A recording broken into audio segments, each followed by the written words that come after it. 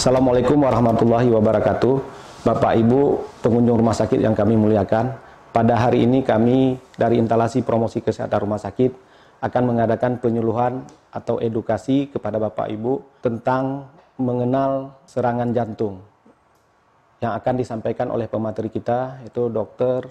Muhammad Ridwan, spesialis jantung konsultan. Dalam hal penyampaian edukasi, pada saat ini kami mengembangkan melalui media elektronik sehingga Bapak Ibu dapat menyaksikannya nanti lebih jelas dan lebih rinci tentang bagaimana serangan jantung yang akan disampaikan oleh pemateri kita nantinya.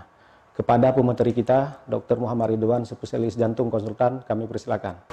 Assalamualaikum warahmatullahi wabarakatuh. Bapak Ibu sekalian yang dirahmati Allah. Pada hari ini saya diminta untuk menyampaikan tentang serangan jantung.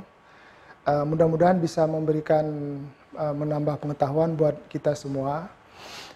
Kenapa materi ini dipilihkan? Pada saat ini di dunia hampir setiap waktu terus orang terjadi serangan jantung. Sampai saat ini serangan jantung merupakan pembunuh nomor satu di dunia, juga di Indonesia, dan juga untuk Aceh juga kejadian serangan jantung sangat tinggi. Ya, sampai saat ini Aceh masuk dalam 6 besar provinsi yang mengalami kasus penyakit jantung koroner tertinggi. Ya. Jadi mudah-mudahan pada materi kali ini bisa memberikan wawasan pada kita supaya tidak terjadi serangan jantung tersebut kepada kita, ataupun kalau terjadi bagaimana cara cepat mengenali. Ya. Baik, yang pertama bagaimana cara mengenali? Ternyata serangan jantung itu bentuknya berbeda-beda. Ya. Tidak semua serangan jantung itu diwarnai dengan nyeri. Ya, memang secara umum nyeri menjadi dominan ya sebagai yang paling baik dikeluhkan, tapi ternyata tidak. Pada temuan sehari-hari banyak yang mengeluhkan rasa tidak nyaman, rasa tercepit, rasa seperti diremas, kemudian seperti lilit, seperti panas di dada, ya, seperti terbakar. Jadi macam-macam. Tapi yang paling banyak dari pengalaman kami adalah rasa seperti tertindih benda berat. Kalau Anda ada merasa seperti itu, kemudian cek lebih lanjut lagi. Ya.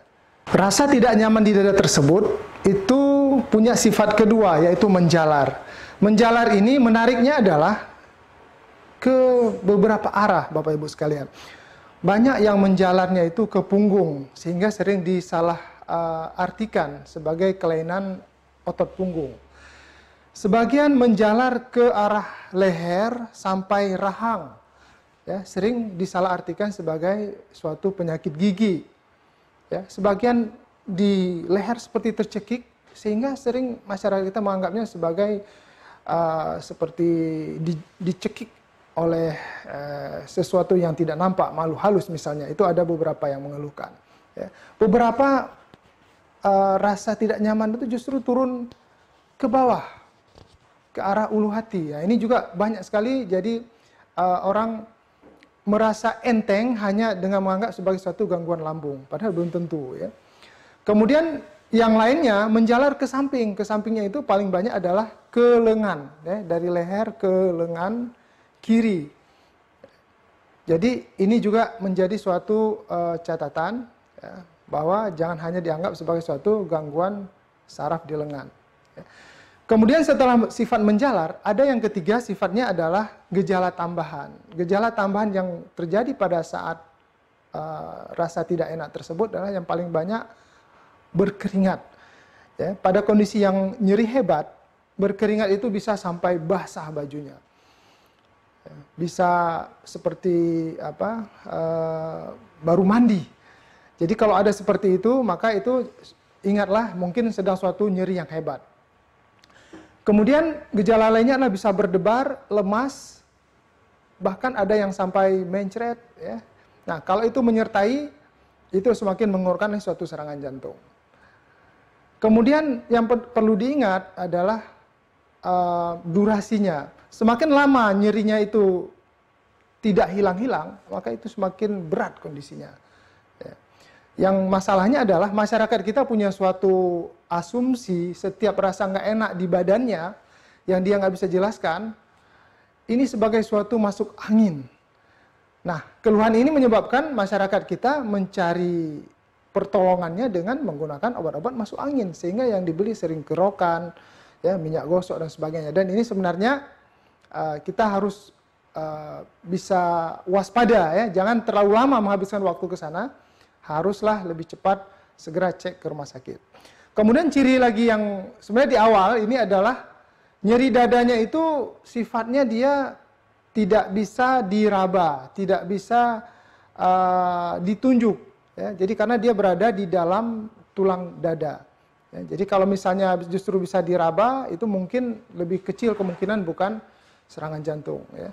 Atau kalau digerakkan menjadi nyeri di bagian dada tersebut, mungkin ya itu ada campuran yang lainnya.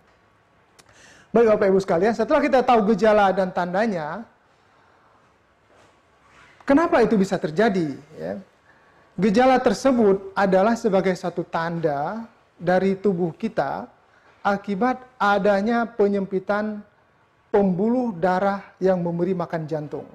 Pembuluh darah tersebut namanya adalah arteri koroner, sehingga penyakitnya disebut sebagai penyakit jantung koroner.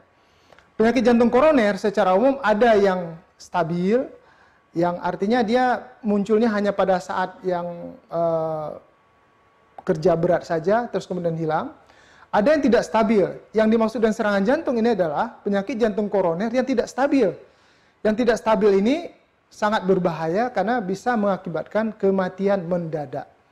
Makanya dari serangan jantung itu dokter jantung membagi ke dalam 3 kategori yang secara umum. Ada serangan jantung yang ringan, ada yang derajat sedang, ada yang derajat berat. Ya. Tergantung derajat penyumbatan dari pembuluh darah koroner tersebut.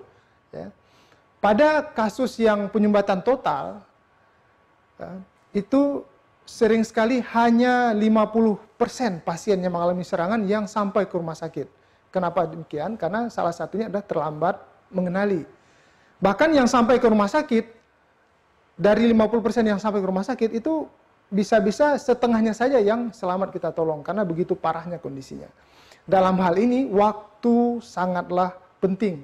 Semakin cepat masyarakat mengenali, maka cepatlah datang ke unit gawat darurat yang terdekat, ke puskesmas terdekat, ke dokter terdekat yang bisa melakukan pemeriksaan EKG, ya, supaya bisa ditentukan ini jenis yang mana.